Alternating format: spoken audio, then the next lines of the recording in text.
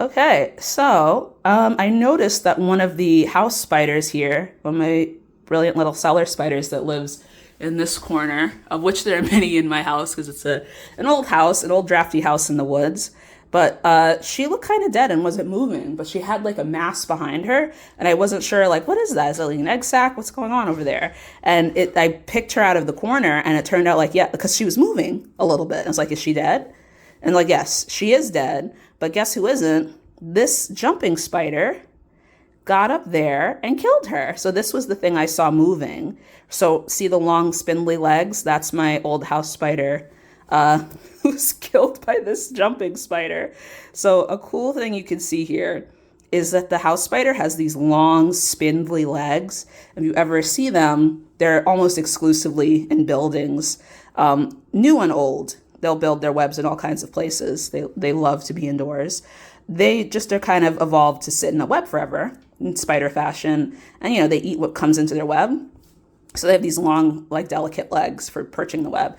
Whereas this jumping spider, it's got much shorter legs, much thicker all the way around the body. It's a much more robust built animal because like they're cursorial. They're running around, they're jumping, hence the name jumping spider, and they're hunting down prey and subduing it, just like this one did to this poor house spider here who used to live in this corner. So I could show you, whoop, this one's like, I had to be careful picking it up. It's already jumped out of my hand once. So I'm gonna try and show you a house spider that's still alive.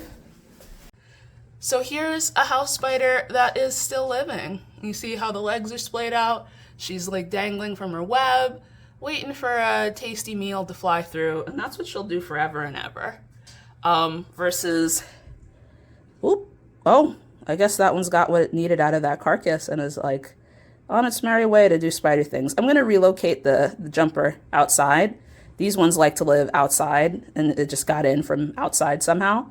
And I guess I'll toss the body of my former roommate out to the earth. But it's like a fun little spider lesson for you. All of our little spider friends. Stay tuned, because it's about that time of year when the wolf spiders start coming into the house, and they're even more exciting.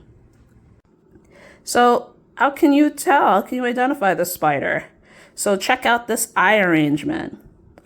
See how the eyes are perfectly level all the way around, just like a big eye circle, all of them like that.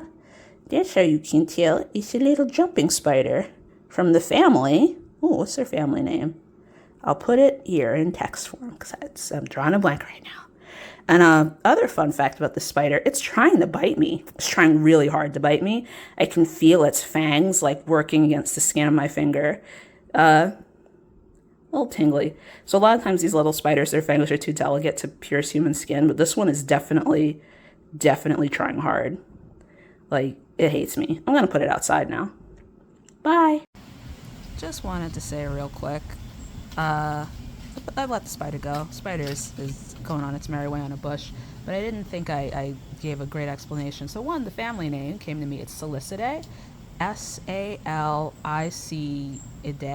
for jumping spiders, and the eye arrangement that's got like I said, they're all in a half circle around the face there. Like they're all perfectly level. Some spiders will have them arranged like there's two on top of the other or a group of four. It's like all of the eyes are like arranged in a straight line. And you've got the two front ones, the four median ones are like big, and then the other ones are a little bit smaller, but they're all arranged in a line. And the thing about jumping spiders is the cephalothorax is like a very unique to them shape. It's just like if you see it, it's like, oh, that's jumping spider immediately. Also wanted to say, a lot of people think jumping spiders are like the cutest spider. I've seen that a bit on the internet around like people who are also fans of spiders. They're like, jumping spiders, cutest possible spider.